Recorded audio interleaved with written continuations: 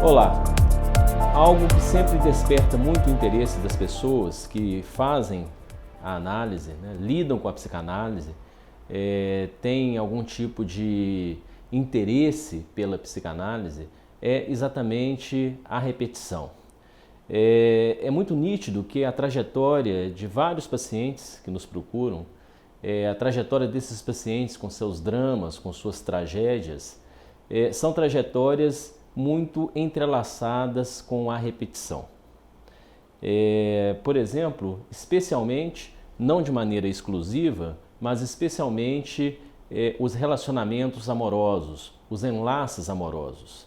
É muito comum que a vida amorosa das pessoas elas sejam perpassadas por um conjunto de repetições que em vários momentos podem começar a despertar a atenção de cada um de nós e podem inclusive nos levar a fazer alguns questionamentos em relação à própria repetição.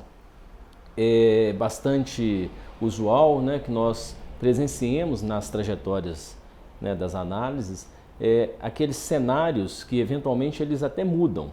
Os cenários mudam em alguma medida, eles passam por transformações e inclusive alguns personagens das vidas das pessoas, algumas pessoas que surgem, aparecem em nossas vidas, essas pessoas inclusive mudam também.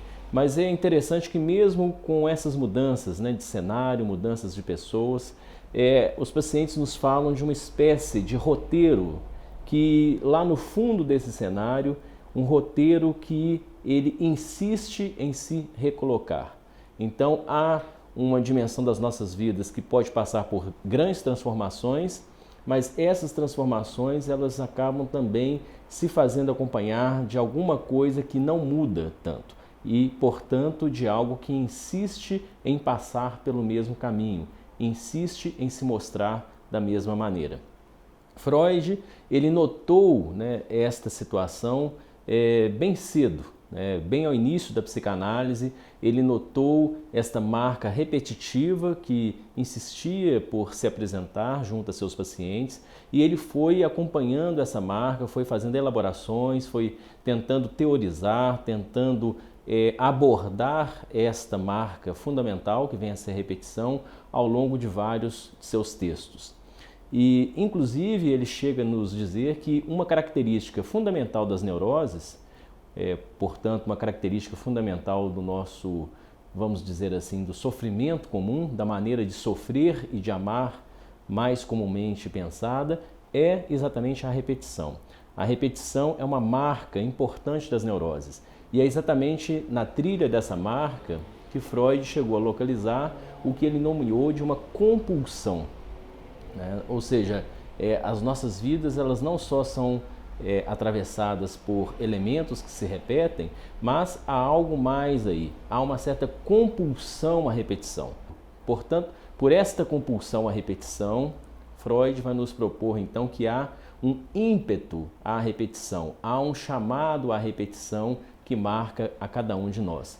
É algo da ordem, portanto, do inescapável, do inexorável, que sempre acaba se apresentando em nossas vidas.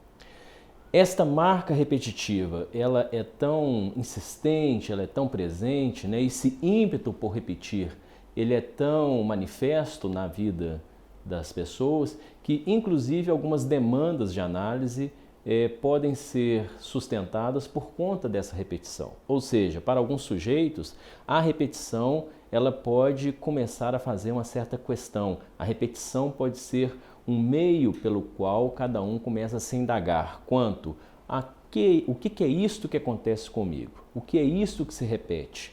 Por que algo se repete em minha vida? Por que eu repito certas situações, certas condutas, certos modos de relacionamento? Por que eu e a repetição fazemos um par? Indagações desta ordem podem conduzir alguém a uma trajetória analítica. Mas é válido também dizer que nós temos repetições que são repetições discretas, que vão, né, se deslindando ao longo de um percurso de vida. As repetições não necessariamente elas são tão evidentes, elas são tão espetaculares. Podemos ter, sim, aquelas repetições muito nítidas, muito evidenciadas na vida de cada um de nós, mas é importante também percebermos que a compulsão à repetição ela também se manifesta num nível mais discreto, num nível mais silencioso. E, sobretudo no Freud, em textos mais tardios, por exemplo, dos anos 1920, aí sim, nesse fio mais silencioso, nesse ímpeto por repetir, é aí que Freud vai exatamente demarcar o que ele localiza como um caráter pulsional da repetição. Ou seja, a repetição é algo que diz respeito a uma força, a um ímpeto, a um quantum que se repete. A repetição não é algo tão simples, não é algo inteiramente da ordem da palavra. Por isso que as pessoas não necessariamente elas se dão conta claramente de suas repetições ou daquilo que se repete em suas repetições. Né? Há algo que é dito em relação às repetições, mas há aspectos das repetições que nos habitam que são aspectos mais silenciosos, que escapam um pouco pelo menos das primeiras palavras, das primeiras tentativas de se colocar em palavras isto que se repete. Quando eu falo aqui do caráter pulsional, citando Freud, eu estou também ressaltando aqui, querendo ressaltar a dimensão da força, do ímpeto, do impulso, logo da compulsão. Freud, então, ele vai pensar e a partir daí que a psicanálise vai se localizar quanto à repetição, ele vai pensar a repetição exatamente nessa dimensão da força, do ímpeto, daquilo que de maneira compulsiva se impõe em nossas vidas.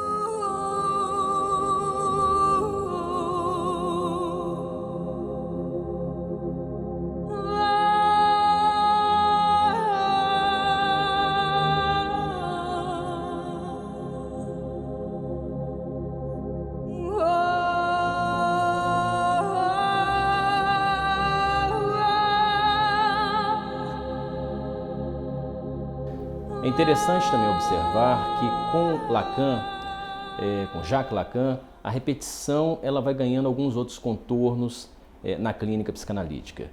Diferentemente dos pós-freudianos, para Lacan a repetição não é algo assim tão óbvio. Nós podemos pensar sim a repetição na dimensão dos comportamentos, a dimensão na dimensão das escolhas, dos posicionamentos.